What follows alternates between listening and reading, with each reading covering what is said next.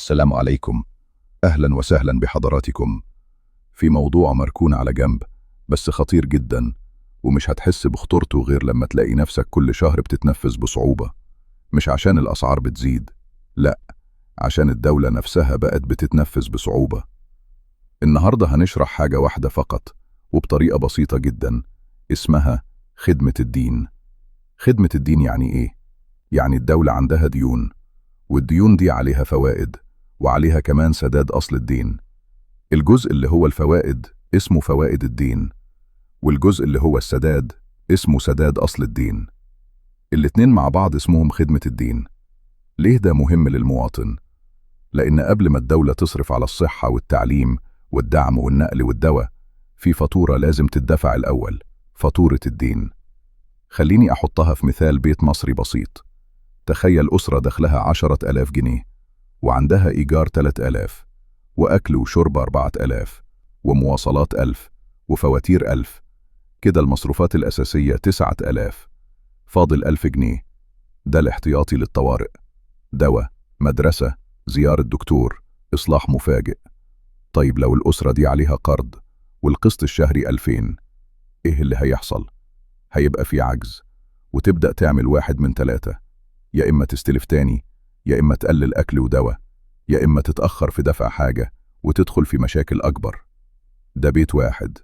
طيب الدولة بيت كبير جدا وفيه ملايين الأسر، ولو فاتورة القسط والفوائد كبرت هيحصل نفس المنطق: استلاف أكتر، تقليل إنفاق اجتماعي، أو ضغط على المواطن بشكل غير مباشر. دلوقتي ندخل على نقطة الأرقام اللي حضرتكم سمعتوها. في كلام متداول من تقرير وزارة المالية الشهري عن أول 5 شهور من السنة المالية من يوليو لنوفمبر 2025، وفيه طرح إن فوائد الديون التهمت نسبة كبيرة جدا من إيرادات الموازنة خلال الفترة دي، وإن مدفوعات الفوائد قفزت بنحو 45% ووصلت لحوالي تريليون جنيه وأكثر، وإن المصروفات وصلت لحوالي تريليون و830 مليار مقابل إيرادات حوالي تريليون و100 مليار. أنا هنا مش داخل أعمل خصومة مع رقم ولا أقول لك صدق أو لا تصدق، أنا هدفي نفهم الميكانيكا، لأن لو الميكانيكا دي صحيحة في الاتجاه العام يبقى أي تحسن على الورق لازم نسأله سؤال واحد: طيب المواطن هيحس بإيه وفي إمتى؟ وهنا لازم نفرق بين كلمتين الناس كتير بتخلط بينهم. الكلمة الأولى السعر، الكلمة الثانية التضخم. السعر يعني كام؟ التضخم يعني السرعة بتاعت الزيادة. يعني إيه؟ تخيل العربية ماشية بسرعة 120 وبعدين السرعة نزلت ل60، هي كده بطأت بس لسه ماشية لقدام، مش رجعت لورا. نفس الموضوع في الأسعار. لما يقولك التضخم نزل، ده غالبا معناه إن الأسعار لسه بتزيد، بس بتزيد أبطأ من قبل، مش معناه إن الأسعار رجعت زي زمان. علشان كده المواطن يسمع التضخم نزل ويروح السوق يلاقي الفاتورة لسه عالية، فيقولك انتوا بتتكلموا عن ايه؟ طيب كمان في نقطة تانية بتعمل فجوة، اسمها سلة القياس.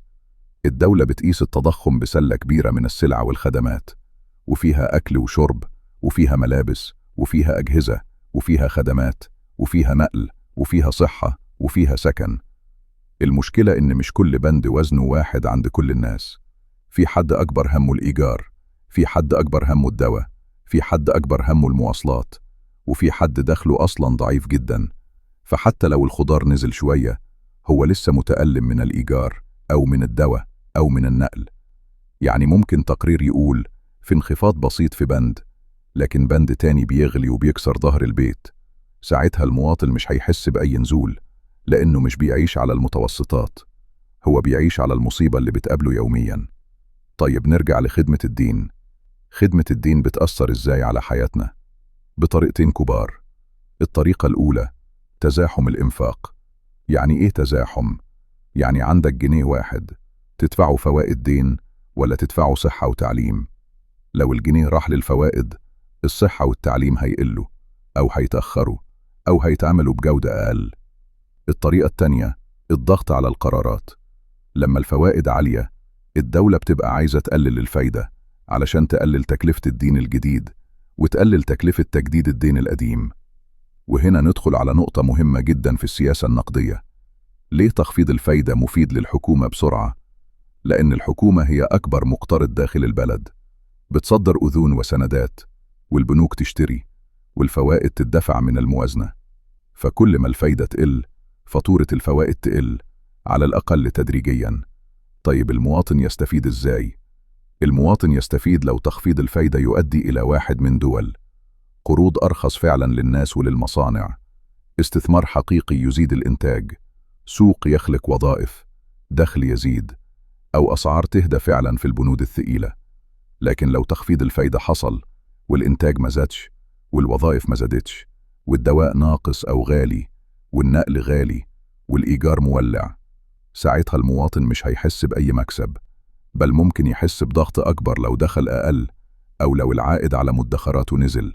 ودي نقطة حساسة جدا لكبار السن وأصحاب المعاشات، لأن في ناس كتير عايشة على معاش ضعيف وعلى عائد شهادة أو وديعة. لو الفايدة نزلت، العائد يقل، وفي نفس الوقت هم أكتر ناس محتاجة دواء، فأنت كده ضغطت عليهم من ناحيتين: دخل أقل ومصاريف علاج أعلى. وهنا ندخل على مثال الدواء، لأن الدواء مش رفاهية، الدواء حياة. وفي كلام متداول عن زيادات قوية في أسعار أدوية الأمراض المزمنة، وفي نفس الوقت نقص في بعض الأصناف، وسوق سوداء، وأدوية مغشوشة. دي كلها أعراض لنفس الفكرة: لما تكلفة الإنتاج تزيد، ومعاها سعر الدولار، ومعاها تكلفة النقل والطاقة والتغليف، والسعر الرسمي ما يتحركش بنفس السرعة، الشركات تقلل إنتاج صنف وبتزود صنف تاني، لأنها بتشتغل بمنطق الربح والخسارة.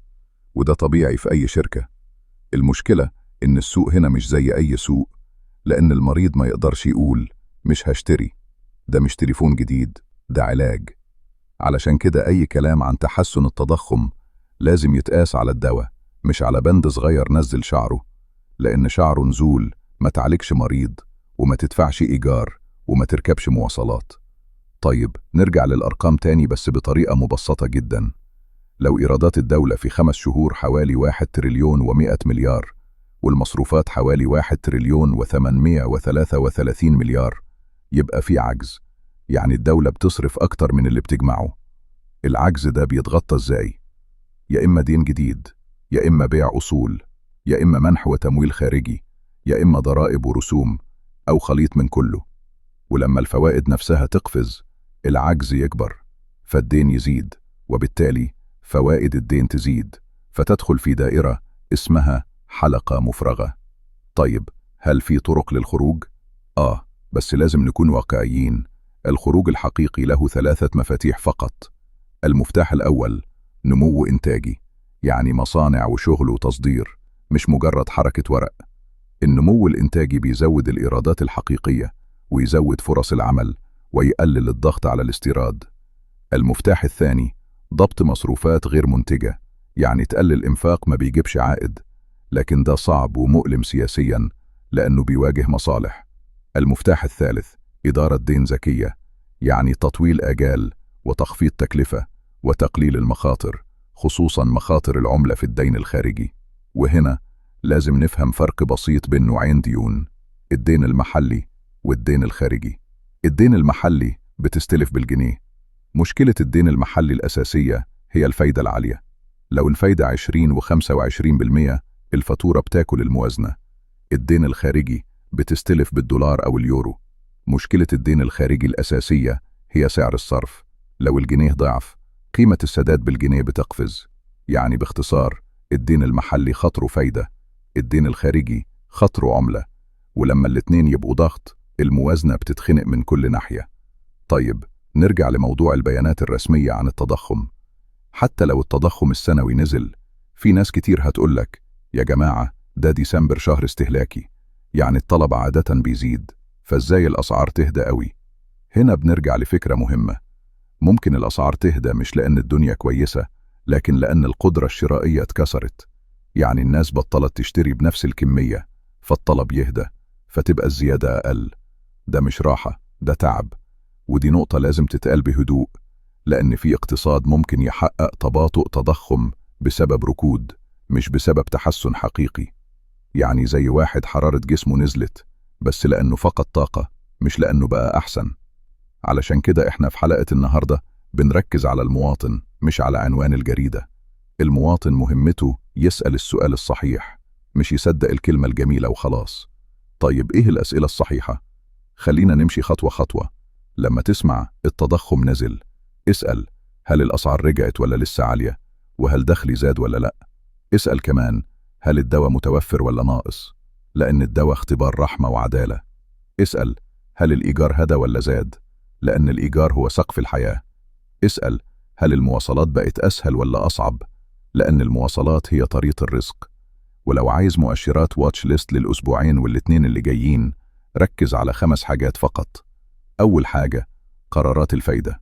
لو الفايدة نزلت، اسأل هل ده هيساعد الإنتاج ولا مجرد تخفيف عن الدولة؟